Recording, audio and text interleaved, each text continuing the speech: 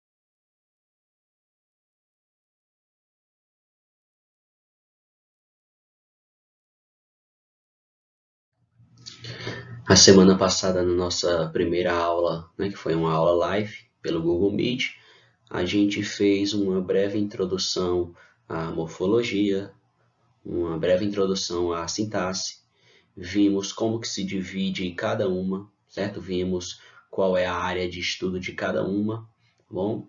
E hoje a gente vai para a morfologia, para o processo de formação das palavras, tá bom? Hoje a gente vai mais para a parte prática, para os exemplos, tá bom? Então a gente vai começar aqui pela morfologia, pelo processo de formação das palavras. Vamos ver como que surgem novas palavras e como que elas se estruturam. Então, quando a gente começa a estudar a morfologia, a gente vem logo para a estrutura das palavras, certo? Vamos ver a estruturação das palavras. É importante lembrar que as palavras elas são formadas por morfemas. O que é um morfema? Aqui o conceito diz que morfemas são partes de uma palavra, né? É a menor unidade significativa. Eu também digo, pessoal, que o morfema é como uma pequena peça de quebra-cabeça, tá bom? E essas pecinhas, né, formam o quebra-cabeça todo, do mesmo jeito o morfema. As partículas dos morfemas se juntam e formam as palavras, certo? As palavras completas é como se fossem o quebra-cabeça montado, tá bom? Então, por isso que os morfemas, né, têm um papel fundamental na estruturação das palavras, porque é com elas que a gente forma palavras. É como se fosse tijolinhos que a gente usa para construir uma casa. Aqui tem uma divisãozinha rápida que é livrinhos, certo? Até a letra R indica o significado básico da palavra, né? Lembram que o radical é o significado básico da palavra, é aquela partícula que não muda, né? Temos aí o INH indicando o grau diminutivo, o O indicando o gênero masculino, o S indicando o plural. A gente vai ver agora todas as partículas, né? As desinências, as vogais temáticas. Né? Vamos nos aprofundar nessa aula de hoje. Começando, claro, pelo radical, que é o elemento que traz o significado básico da palavra. Aqui eu peguei palavras que foram derivadas do mesmo radical. Nós temos construir, construção, reconstrução. Perceba que o radical é o mesmo, a partícula que está na cor aí preta, certo? Que está em negrito aí, ela não muda, ela não se modifica, porque ela traz o significado básico. E quando eu adiciono afixos, quando eu adiciono desinências, aí eu crio palavras novas, tá bom? Então a palavra ela ganha uma nova significação, certo? Porém o radical dela, essa partícula, ela não se modifica. E é exatamente por isso, pessoal, que existem as palavras cognatas, né? São as palavras de mesma família, ou seja, são aquelas palavras que se originaram de um radical comum, né? De um mesmo radical. Por exemplo, aqui na palavra, né, pedreira, pedreira derivou de pedra. São palavras da mesma família, por possuírem o mesmo radical.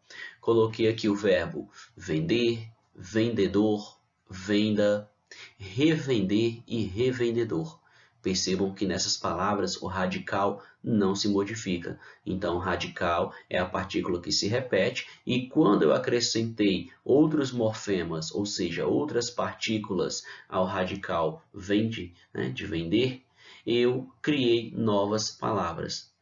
Então, esse é o radical das palavras, é essa partícula que nos possibilita criar novas palavras, criar substantivos derivados a partir de substantivos primitivos, por exemplo.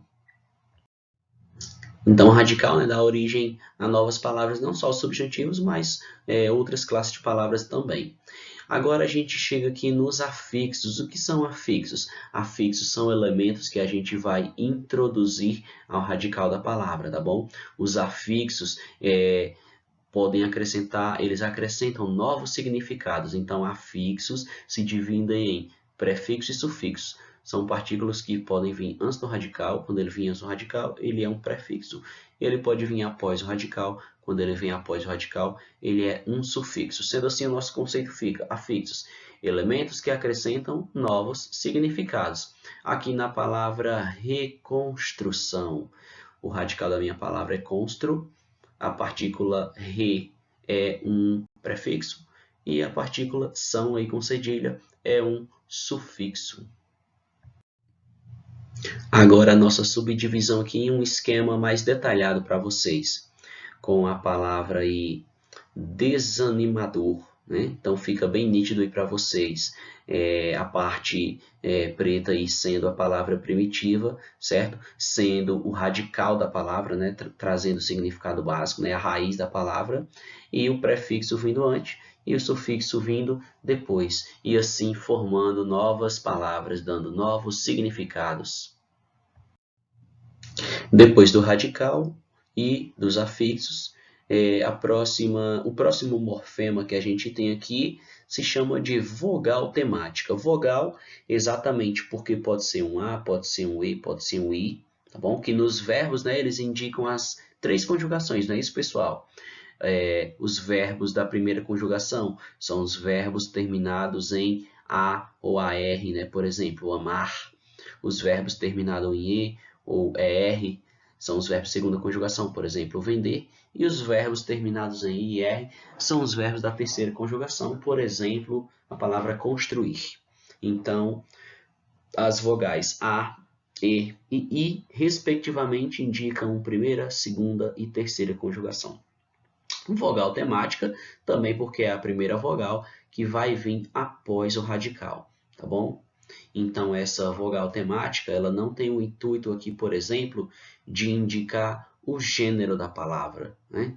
Se uma palavra é masculina ou feminina, porque isso aí vai ser função de uma desinência. Vamos aqui olhar os exemplos para ficar mais simples, ó. Então, vamos lá. Na palavra ama, o radical é a M e a vogal temática é o A, ok? Na palavra vende, radical é até a letra D e a vogal temática é o E. Na palavra parte, o radical é até a letra T e o I, sendo assim a vogal temática. Percebam que em todas elas a junção forma o tema. O que é o tema? O tema é a junção, é a ligação entre um radical e uma vogal temática, ou seja, é uma matemática aqui bem básica. Radical mais vogal temática forma o tema da palavra.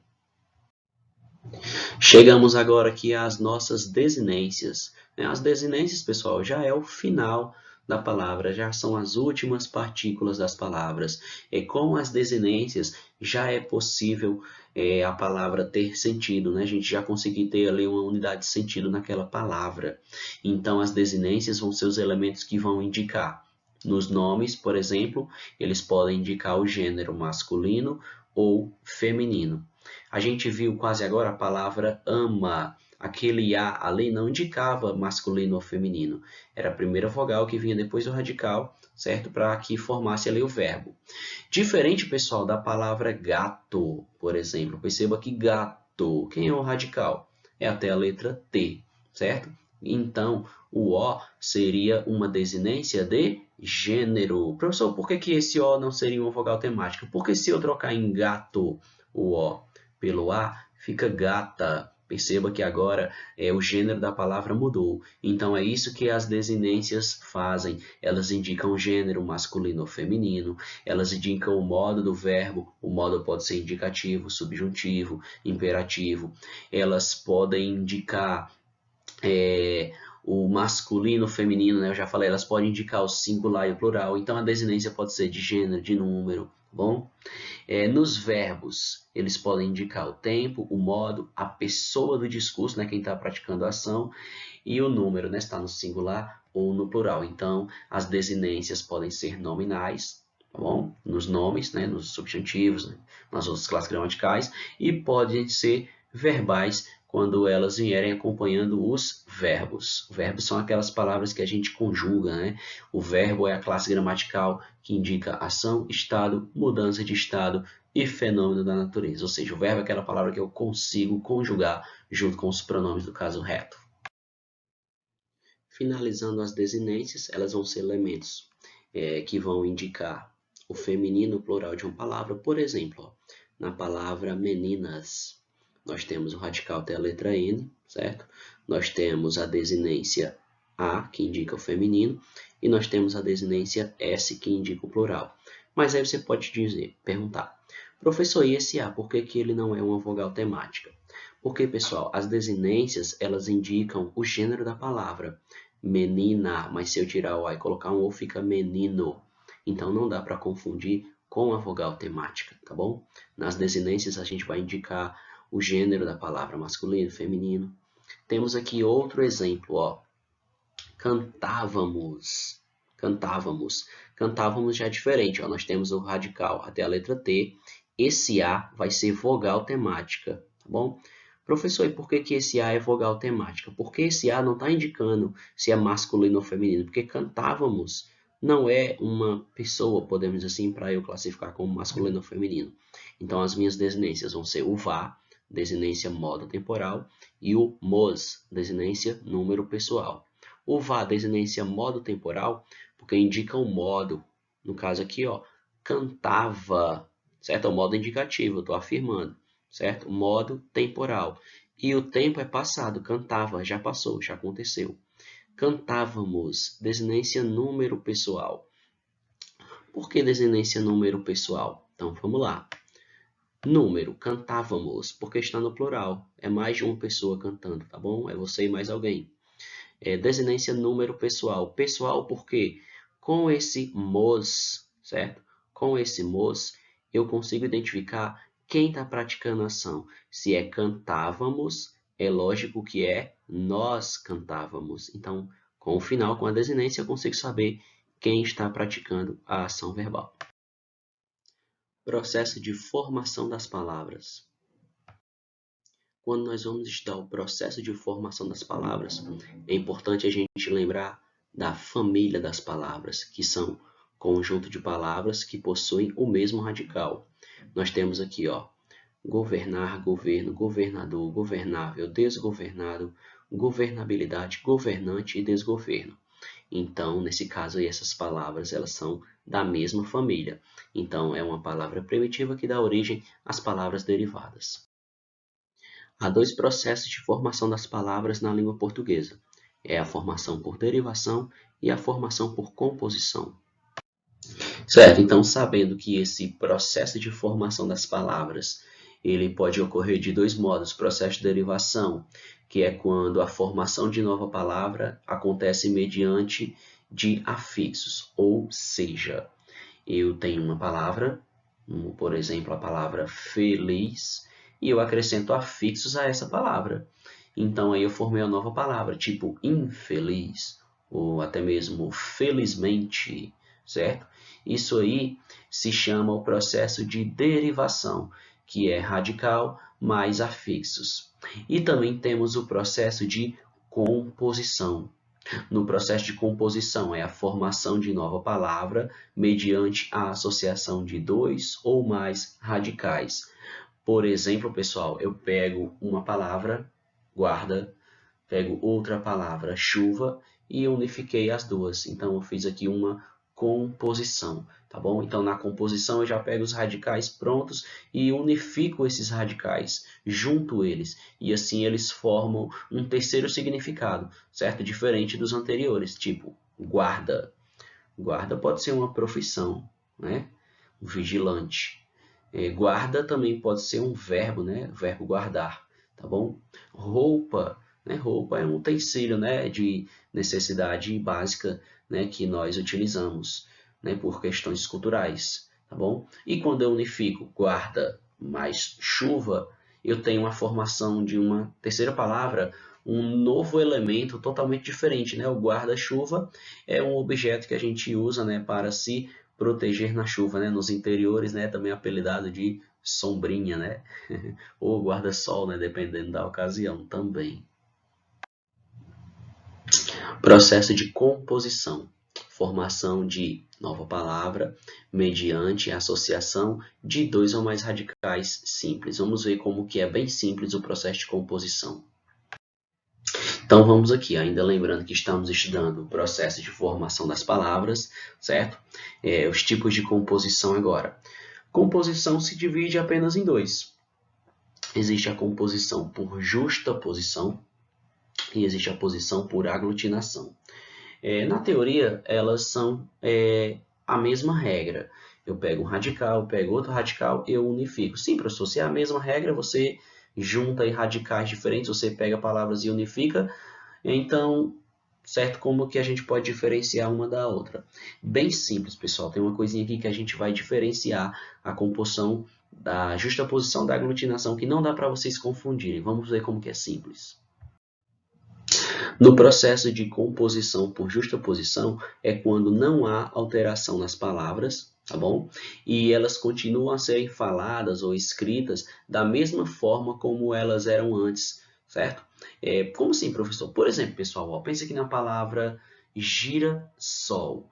Perceba que quando eu unifico girassol, a pronúncia permanece a mesma. Você pode dizer, sim, professor, mas agora ó, tem dois S's. Isso aí, pessoal, é porque quando S, S, R, R, a gente sabe, né, que a gente tem que dobrar por conta do som, para ficar esse som forte, tá bom? Mas vamos aqui com outro exemplo, ó. Pé de moleque. Quando eu unifico esses radicais, fica pé de moleque. Percebam que a minha pronúncia não mudou nada. Perceba que na escrita também não mudou nada, certo? Além, né, de acrescentar os hífens, claro, né? Em palavras compostas, né? Em algumas a gente tem que usar hífen. Guarda, chuva. Quando eu unifico, fica guarda, chuva. Nenhuma letra se perdeu, nenhum som, nenhum fonema se perdeu, tá bom? Passa, tempo. Quando eu unifico, fica passa, tempo. Nenhuma letra se perdeu e nenhum fonema se perdeu. Diferentemente do processo de composição por aglutinação. Como que ocorre aqui a aglutinação? Ó? Quando há alteração em pelo menos uma das palavras, seja na escrita, seja na pronúncia, na fala. Por exemplo, ó, na palavra planalto, essa palavra composta ela foi formada por plano mais alto. Só que perceba que quando eu faço a unificação dessa palavra, planalto, uma letrinha acabou se perdendo. Então, se houver perca sonora ou se houver perca na grafia, então fica configurado como uma aglutinação. Então, essa é a diferença que existe entre justaposição e aglutinação dentro do processo de composição das palavras. Temos aqui outro exemplo com a palavra aguardente. Quando eu unifico, fica aguardente, mas perceba que um dos As, né, acabou se perdendo, então teve perca aqui na escrita da palavra. Bom, então quando isso ocorre, a gente classifica como uma aglutinação. Derivação. Formação de nova palavra mediante acréscimo de afixos. Chegamos aqui na derivação prefixal, ou seja, é prefixo mais radical. Na palavra aqui, ó, dos termos primitivos que nós temos escola, acrescentamos um prefixo, fica pré-escola. Com a palavra feliz, acrescentamos um prefixo, fica infeliz. Com a palavra legal, acrescentamos um prefixo e fica ilegal. Logo, fica configurado que o processo de derivação, eu pego uma palavra já existente, um radical, e acrescento uma partícula antes dele, né? Então, um prefixo antes dele. Por isso que derivação prefixal ou derivação por prefixação. As duas maneiras de pronunciar estão corretas. Na derivação sufixal, eu tenho um termo primitivo e eu tenho um acréscimo de um sufixo, ou seja, uma partícula que vem após esse radical, após esse termo primitivo, dando assim origem a uma nova palavra. Por exemplo, na palavra feliz, eu acrescento um sufixo, fica felizmente. Na palavra legal, eu acrescento um sufixo, fica legalidade. Com a palavra suave, eu acrescento um sufixo, fica suavizar. E com a palavra nervo, eu acrescento um sufixo e formei a palavra nervoso. Sendo assim, a minha derivação sufixal ou derivação por sufixação é a consequência da junção de um radical e um sufixo, que é uma partícula que vem após o meu radical. Chegamos agora na derivação prefixal e sufixal, simultaneamente ao mesmo tempo. Né? Também pode ser pronunciada como derivação por prefixação e sufixação. Então vamos lá. Nessa ocasião, como vocês já podem perceber, eu tenho um termo primitivo, certo? E simultaneamente, ao mesmo tempo, é acrescentado uma partícula antes dele e uma partícula após ele. Ou seja, um prefixo e um sufixo. Por exemplo, na palavra feliz, eu formo infelizmente. Com a palavra cumprir, eu formo descumprimento. E com a palavra legal, eu formo ilegalidade. Só que fiquem atentos aqui a um detalhe, certo? Na derivação prefixal-sufixal, eu posso tirar uma partícula, a palavra continua existindo. Ó. Tirei o sufixo, ficou infeliz. Se eu tirar o prefixo, vai ficar felizmente. A palavra continua existindo, muda a sua significação, mas a palavra continua existindo. O mesmo com os outros exemplos. Você pode tirar qualquer uma das partículas que a palavra continua existindo. Por exemplo, descumprir, é um verbo conjugado, ou cumprimento ilegal, ou até mesmo legalidade. Perceba que na derivação prefixal eu posso tirar uma das partículas, desde que não seja o radical, claro.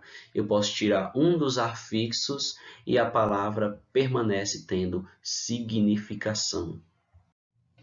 Na derivação parasintética, a teoria é a mesma da regrinha passada. Eu tenho um termo primitivo, um radical, e eu vou acrescentar um prefixo e um sufixo simultaneamente ao mesmo tempo na palavra. Mas qual a diferença? Vamos perceber aqui, ó. Com a palavra noite, eu formei a palavra anoitecer. Coloquei o a como prefixo e o ecer como sufixo. Só que tente tirar uma das partes para você ver o que acontece. Ó. Se eu tirar o sufixo, vai ficar à noite, aqui tudo junto.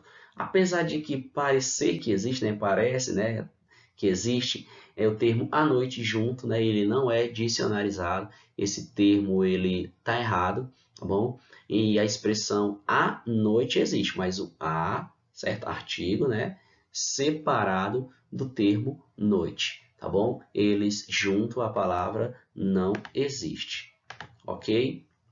E também se eu tirar a partícula primeira, que é o prefixo, fica anoitecer. A palavra anoitecer, apesar de que sonoramente, ela até parece, que ela existe, anoitecer, a gente pode até, vocês podem até ter imaginado que essa palavra existe assim, mas essa palavra assim, sem o A, só anoitecer, não existe, tá bom? Então percebam que na derivação parasintética eu tenho prefixos e sufixos simultaneamente juntos ao radical, mas se você tirar uma partícula, a palavra deixa de existir. Você pode fazer aí, exercitar com todos esses outros exemplos. Vamos ver aqui, ó, a palavra beleza formou embelezar, velho, envelhecer, alma, desalmado, corrente, acorrentado. Chegamos agora na derivação regressiva, que também é chamada de derivação deverbal. Os dois termos são corretos, apesar de que regressiva é mais comum de aparecer nas provas e concursos. Então vamos lá, como que funciona? Novamente, nós temos uma palavra primitiva, dando origem a uma palavra derivada, mas prestem atenção no que ocorre aqui, ó. Debater, debate, cantar, canto. Percebam que nessas situações é como se a palavra ela reduzisse de tamanho. Então, com o verbo debater, eu formei debate. Cantar, canto. Recuar, recuo. Perder, perda. Atacar, ataque. Ou seja, o que é uma derivação regressiva? Acontece que o verbo ele muda a sua estrutura, certo? Ele perde uma partícula, tá bom? Também temos a derivação imprópria. Na derivação imprópria temos aqui, ó, não aceito um não como resposta. Nesse caso aqui, o que ele não aceita como resposta? Um não. Perceba que o termo não, ele está tendo aqui a função de um substantivo, certo? Porém, normalmente a palavra não é um substantivo, né? Não é um substantivo.